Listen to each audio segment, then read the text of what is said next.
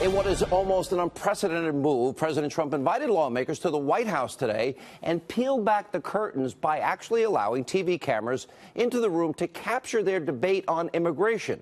Now, most of you, I'm sure, were unable to watch this play out in full, so we're going to play large portions for you tonight in case you missed it.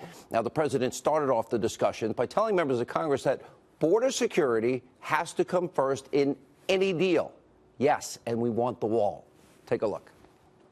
We're here today to advance bipartisan immigration reform that serves the needs of the American families, workers, and taxpayers. It's DACA.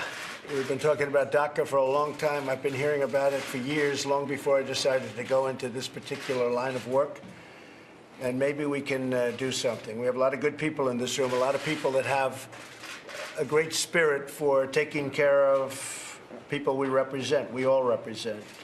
For that reason, any legislation on DACA, we feel, at least a strong part of this group feels, has to accomplish three vital goals. And Chairman Goodlatte will be submitting a bill over the next 2 to 3 days that will cover many of the things. And obviously that will, if it gets passed, it'll go to the Senate and they can negotiate and we'll see how it all turns out. But I feel having the Democrats in with us is absolutely vital, because this should be a bipartisan bill. This should be a bill of love. Truly, it should be a bill of love, and we can do that. But it also has to be a bill where we're able to secure our border. Drugs are pouring into our country at a record pace. A lot of people are coming in that we can't have. We've greatly stiffened, as you know, and fewer people are trying to come in, but we have tremendous numbers of people and drugs pouring into our country.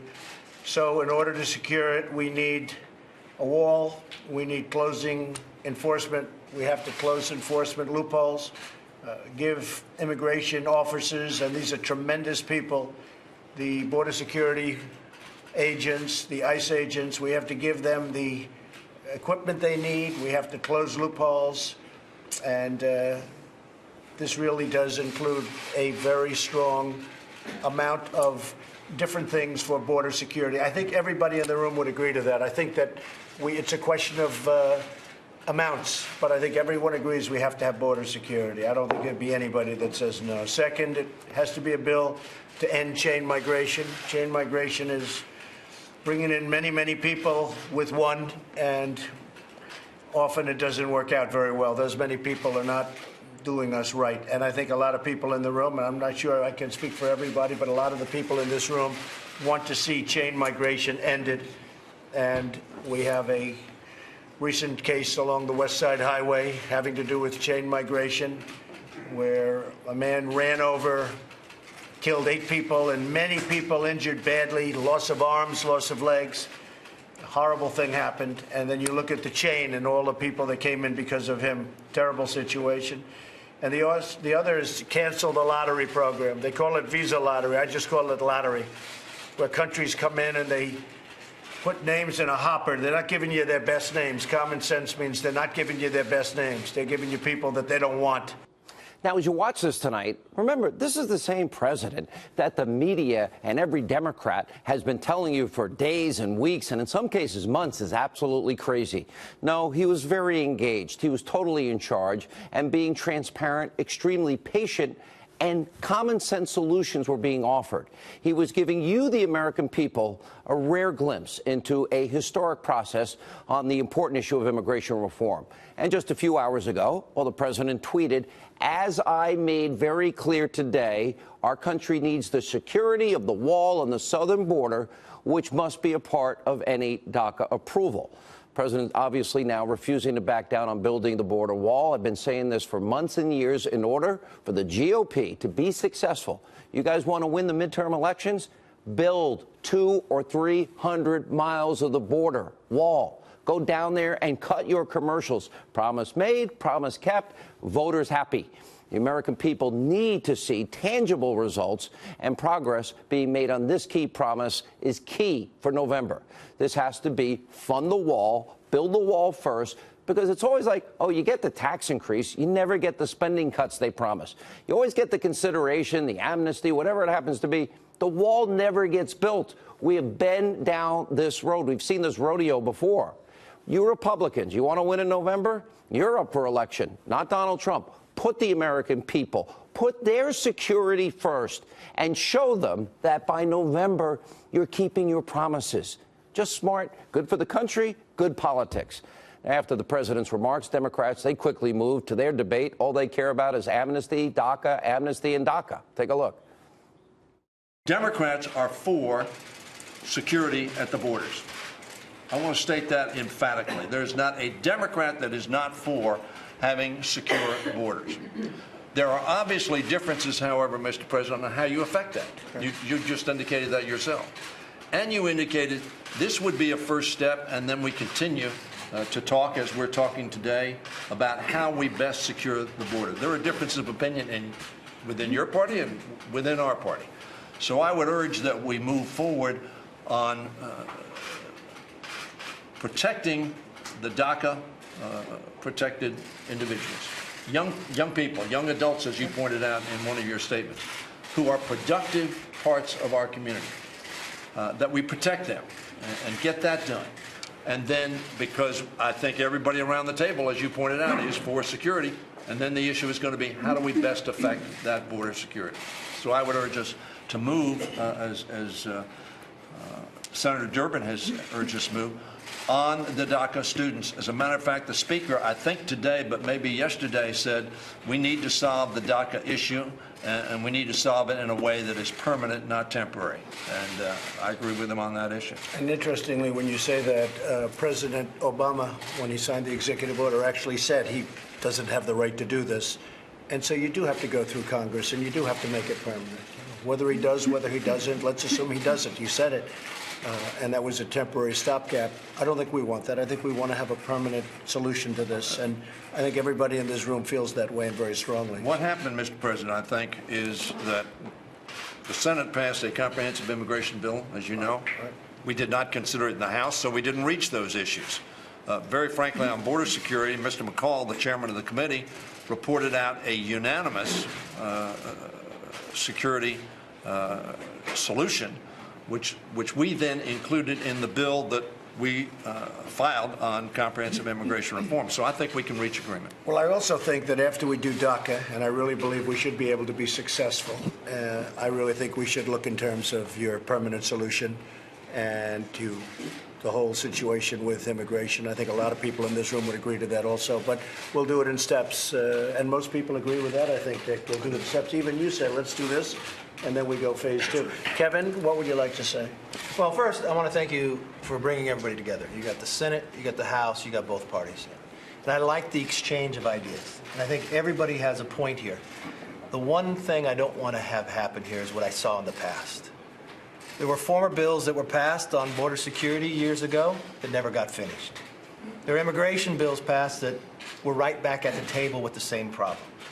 Let's make a commitment to each one, and most importantly to the American people, that when we get done and come to an agreement, that we're not back at this problem 3-4 years from now. That's why, yes, we've got to do DACA, and I agree with you 100%. But if we do not do something with the security, if we do not do something with the chain migration, we are fooling each other that we solved the problem. You know how difficult this issue is. So let's collectively, we're here at the table together. I'll be the first one to tell you we're all going to have to give a little, and I'll be the first one willing to. But let's solve the problem, but let's not tell the American public at the end that it's solved when it's not. Great points by Kevin McCarthy. Here are some of the other big moments from today's immigration debate. Take a look at this.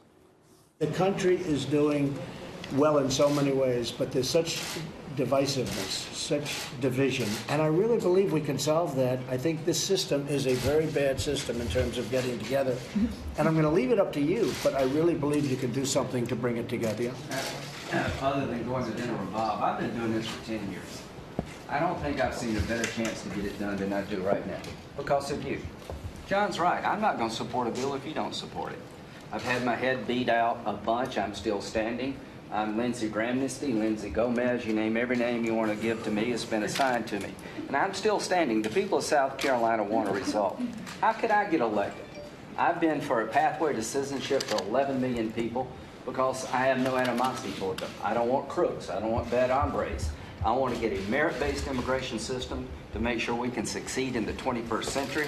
I'm willing to be more than fair to the 11 million. I just don't want to do this every 20 years. The chain migration, though, has taken a very big hit in the last year with what's happening. I mean, you're looking at these killers, whether you like or not. We're looking at these killers, and then you see 18 people came in, 22 people came in, 30 people came in with this one person that just killed a lot of people. I really don't believe there are a lot of Democrats that are going to be supporting chain migration anymore. Should we have the Homeland Security Secretary? If you don't mind, just a couple things on border security. I just want to try to make sure we're all linking. The reason that border security is so important to have as part of this discussion is that it doesn't solve the problem if we can apprehend people, but we can't remove them. So we need the wall system, which is some physical infrastructure, as the president described, personnel and technology, but we have to close those legal loopholes, because the effect of that is this incredible pull up from Central America that just continues to exacerbate the problem. So border security has to be part of this, or we will be here again in 3, 4, 5 years. Again, maybe unfortunately sooner. I just want to reemphasize what Secretary Nielsen said. It is so important they understand when you talk about border security, if you apprehend somebody at the border, but then you cannot send them back outside the United States, even though they're unlawfully present in the United States, you have not solved this problem, because they're then released into the interior of the country and the problem persists. And that sends a message back to wherever they've come from. I agree, they Bob. come And do you it. know what? We're going to negotiate that out. I agree, and I think a lot of people agree on both sides. The other thing that we got to look at, the wall itself, Mr. President, you talk to your Border Patrol chief or the former Border Patrol chiefs, I've asked them, how much time does the wall buy you? They'll say a couple minutes or a few seconds. And this is our own Border Patrol chiefs that have said that. It's not mine. But Mine is not clear the wall works. well, It's not.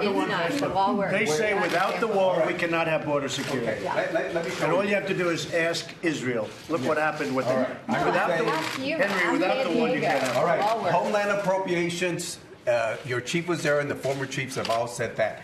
Now, the other thing they is, didn't do a very good job.